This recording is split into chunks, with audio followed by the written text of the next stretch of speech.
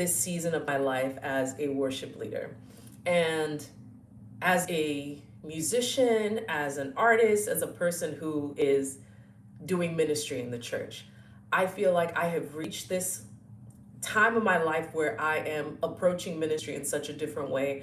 I had two different worship conversations with two different teams that I'm serving on. One, I'm serving in a local church, and every Sunday I'm part of the team in some way. Another team that I spoke to today, I'm doing a conference with them, and so they're part of the team that we put together. And I'm just reflecting on how different my approach to worship leading is these days. And I'm finding it to be so refreshing, the revelation that the Lord has given me about how to approach this differently. And I just want to share where I am in my journey.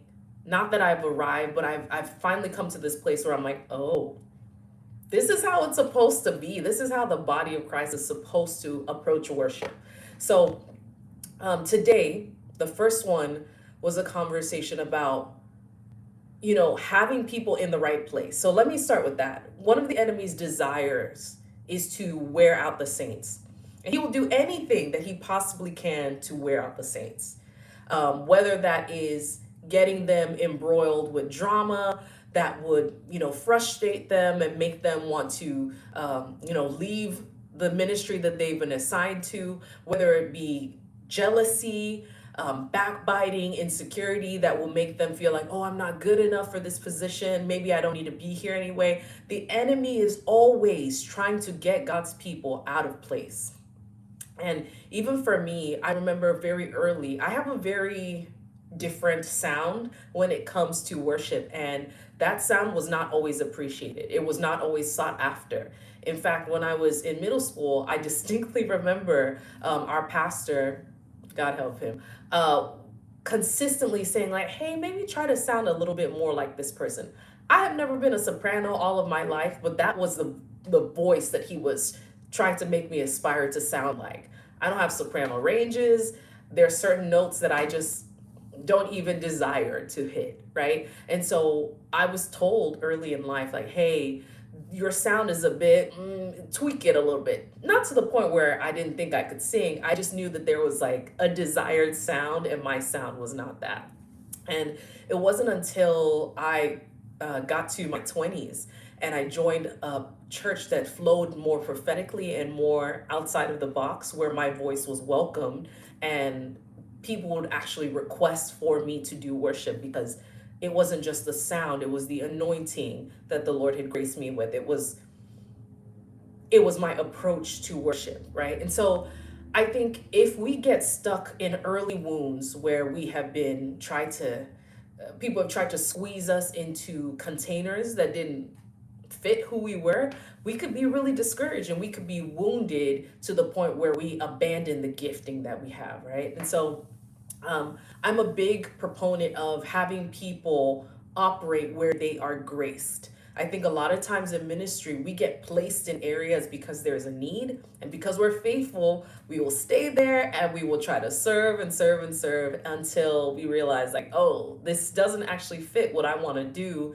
And I've been serving for so long, I think I might as well just stay. And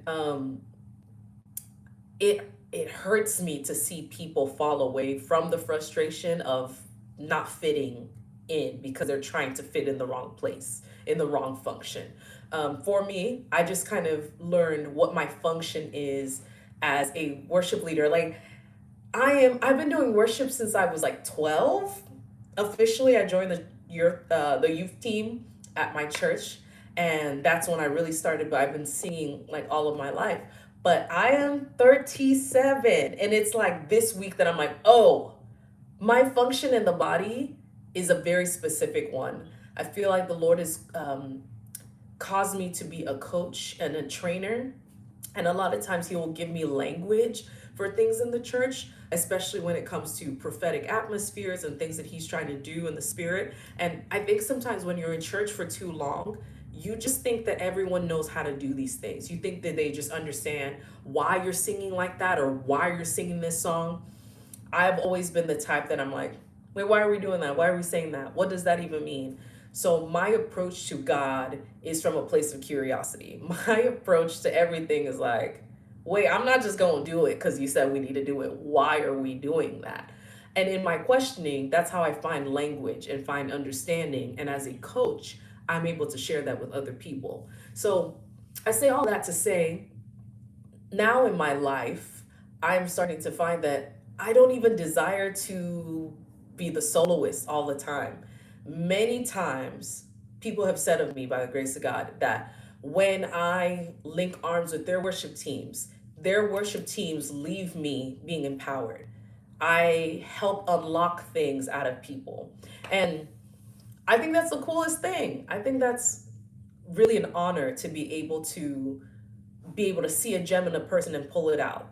And no part of me is like, oh, the people have to hear my voice today. Oh, I need to make sure that I get my diva thing. No, I'm not interested in that. I want people to shine. I want them to feel like the music is underneath them, supporting them. I want them to feel like their fellow singers are going to have their back if they go and do something that's musically adventurous. We have you.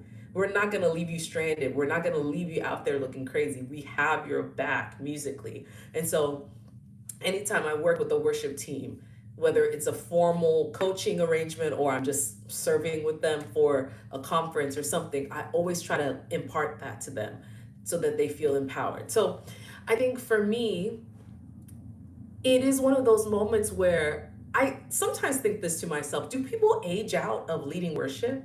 Probably, right? Like people eventually stop being the soloist and they should move on to something else. And I'm only 37, but I do feel like there are younger people who need to have an opportunity to lead. And it's not because I think I'm old, it's because I think that sometimes people overstay and they go past their prime.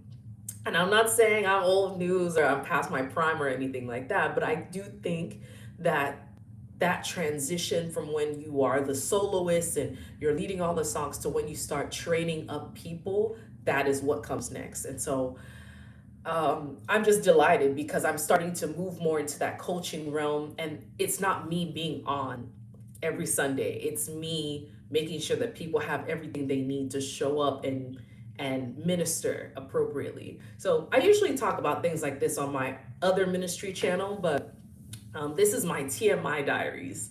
And I'm going to try to come and share just everyday things going on in my life. And I think sometimes I have this ability to compartmentalize my life. I'm a professional here, I'm a mother here, I'm a minister here, or I'm a coach here. And all of the things feel like they're in separate pockets, but the reality is all of them are happening all at the same time. And because of who I am, how I'm wired, I'm always gonna do what I'm gonna do, no matter what hat I'm putting on.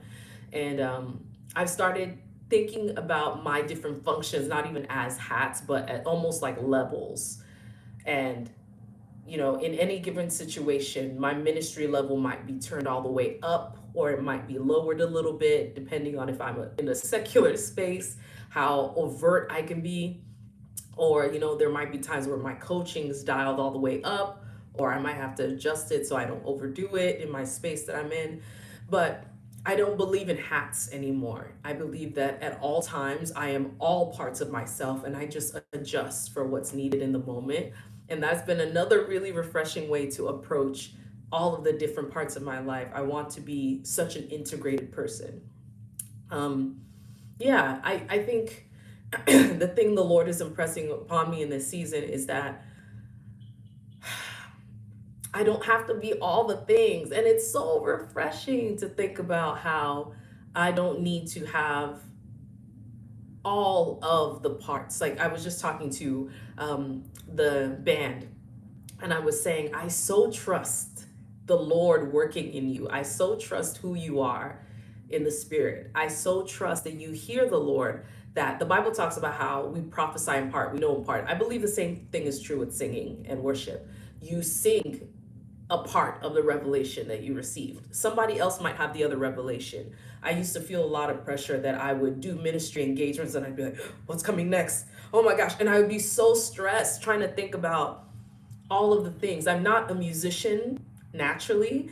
And so my main thing is singing. So I'm like, okay, how do I get to that next song? And I'm thinking of the musical transition. As soon as I quiet my mind and I let God lead me, I'm like, oh, I know what song to sing. Because it's not the song I want to sing, it's the song that I sense that the Lord needs to hear. And that's been the biggest thing for me. That it doesn't feel like me driving now. It doesn't feel like me saying, oh, the music has to be perfect. It's now like, oh, there was already an agenda for the evening, and I get to be an active participant in what the Lord wants to do today. What will my part be? And that excites me. The pressure is not on me. God is the one who has to perform. I just have to show up and do my part. And I think I told another teammate this. It's important to know your function in a room, a function on a team, a function in a place, right? I am the type of person I've observed about myself that I'm usually the person that if you introduce me into any space, I'm going to change something about how the status quo or the norm was. And so usually if I end up in strange places that I'm like, I don't know anybody here, or this is kind of weird, I go, oh, aha, I know my function. By the Spirit of God, usually He's trying to bring me into a place to shake things up. I don't do it violently, but it's a very interesting way. I'll be amongst the people, and then there'll be a moment that was like, oh, we're doing something else, cool, and I'm graced for it. So I think everyone should know what their function is in a space. If I take it away from being a spiritual example, right? There are some people that you invite them into a place and they light up the whole room. And now all of a sudden, all the spirits are lifted, people are cheerful, they're joyful because of that person. There are other people that if you invite them into a space, now they're asking critical, important questions that would get you the real answers. So there are certain times where it's appropriate to introduce certain people to the room, right? And so I think sometimes we don't account for that and we just kind of throw everybody in like a jambalaya, like, oh, I like this person, I'm gonna have him here. No. If we want to be effective in anything, effective on a team, effective in ministry, we need to really look at people's giftings, look at their strengths, and then strategically invite them into opportunities. And I don't believe in being transactional, just be like, oh, yeah, have this person here just to have them because you need a name or you need a space or a body or a person to do a thing. No, I think we need to really be strategic about the ways that we combine people together. I I always used to naively try to combine my friends when I was in college. And the type of person I am, I like all kinds of people. So I would just invite people together and be like, you're cool and you're cool. Like, let's get together. And they would be like, I don't really know about that. And they wouldn't get along necessarily. And I remember being shocked, like, why doesn't this work? Because I didn't calculate. I didn't think about, like, oh, what does this person have in common with this person? What do they like? How can I make compatible connections rather than just like throwing people together? Same thing with ministry. When I build a team and I'm, on any given Sunday or for any given set list, I'm like, this person's strengths are here. They're really good at, being sensitive to what's happening in the room. Okay, it's a tender moment. We need someone to sing something over God's people, and it's sweet and it communicates the heart of the Father. Who can do that? Oh, I know exactly who that is, right? And so some people need to be coached and taught into that because they have it in them, and maybe it's just never been cultivated.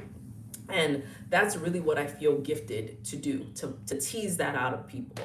So yeah, I'm nerding out because I think it's really cool to be able to function that way. And maybe it's because I'm a mother now that I'm trying to mentally prepare for the times when it's not all about me. Sometimes I walk around and I'm my baby's mom. Like, oh, you're his mom. And I don't have a name anymore. I don't have like any real identity outside of being his mom, according to them, right? And that's okay. I think sometimes we try so hard to remain in the spotlight and cling to fame and cling to things that people used to know us as. It's really okay. It's really okay. So, yeah, I think that's what I'm kind of relishing in this season, just being okay with my role changing. And it's by God's grace that I'm getting invited to things still to minister. The grace on my life is remaining, but it's shifting in the way that I execute that. And I think the Lord is just helping me to not have any kind of has been kind of feeling. I don't feel like, oh, I miss the good old days where I used to have solos. Like, did I even want to be the soloist really? No, I wanted to make the soloist so excited, so honored, so pumped for this opportunity to be before God's people and to be a mouthpiece for God. That's really what I more so wanted um, to be doing behind the scenes. And I don't mind being on the worship team. I do enjoy it, but I don't need to be like the main person. I love being a best supporting actor. And I remember I really wanted to be a backing vocal for an artist for a while. I was like, yeah, I think it would be really cool to just harmonize, and that's my job. I'm harmonizing. I don't need to lead any solo. I can contribute to this collectively beautiful sound. I think people underestimate what a good harmony could do. Like, oh, did you hear that tenor note? Like, ooh, did you hear they did this instead of this? Um, so I think that is really cool to be part of that. And that has shifted for me because I was not like that as a child. I was very much a look at me type of person. And now it's not that I don't want you to perceive me, it's that I want you to perceive us. I want you to perceive the group that we have built together. And I love a group project.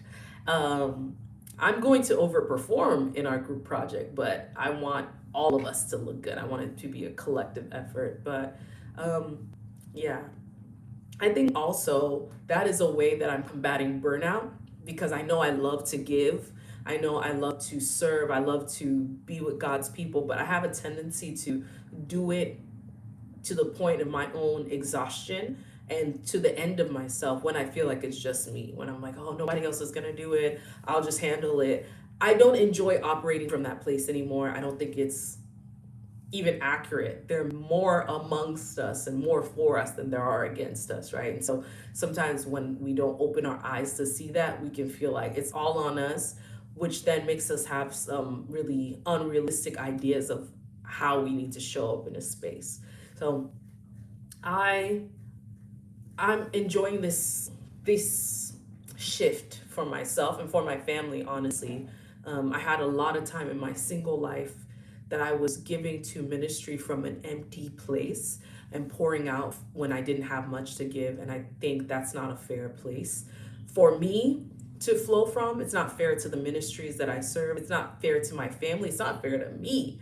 And I really now I'm very jealous for my time. I'm very much like, ooh, okay, that's my time. You can't have that. No, no, no. And if you are now encroaching on it, if you're doing too much, I have to have the boundaries to tell you, like, hey, this is as much as I can do. And I at times would not communicate that boundary.